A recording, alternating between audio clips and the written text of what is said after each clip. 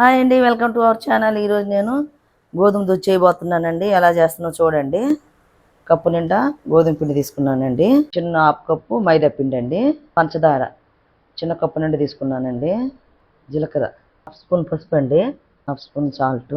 మనం బాగా వాటర్ చేసి కలుపుకొని దోశ పిండి లాగా కలుపుకుందామండి. బ్యాటరు సరే కదండి. ఇలా మనము పిండి దోశ పిండిలాగా ఇలా కలుపుకున్నాం అనుకో అట్లు బాగా వస్తాయండి.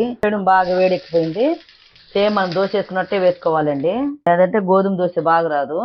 బెల్లంతో కూడా చేసుకోవచ్చు అండి. ఆప్షనల్. మనం పంచదార వేసాను నేను. చాపట్లు అంటారండి. సాఫ్ట్ గా ఉంటాయి కదా, అందుకని మేము చాపట్లు అనేవాళ్ళము. సాఫ్ట్ అట్లని అప్పుడు మా అమ్మ చేసేది. టీలో అదుకొని తినేవాళ్ళం అండి. అదే బ్యాటర్ లో మనము సన్నగా తరిగిన ఉల్లిపాయ ముక్కలు, క్యారెట్ తురుము, పచ్చిమిర్చి అవి వేసానండి. ఈ దోశ కూడా వేసుకుంటే చాలా బాగుంటుందండి.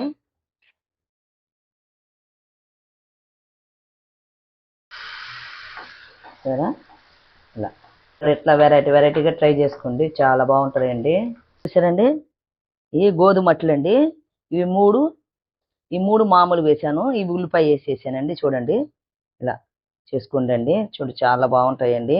మైదా పిండి కూడా కలిపాం కదా, క్రిస్పీగా వస్తాయండి. ఇంట్లో మీరు కూడా ట్రై చేయండి. ఓకేనా అండి. ఇలా మామిడికాయ పచ్చడితో, రాయితాతో సర్వ్ చేసుకుని తినండి. చాలా బాగుంటాయండి. కంపల్సరీ కామెంట్లో పెట్టండి ఎలా ఉంది. ఓకేనా. వీడియో నచ్చితే లైక్ చేయండి, షేర్ చేయండి. ఓకే, సబ్స్క్రైబ్ చేసుకోండి. డన్.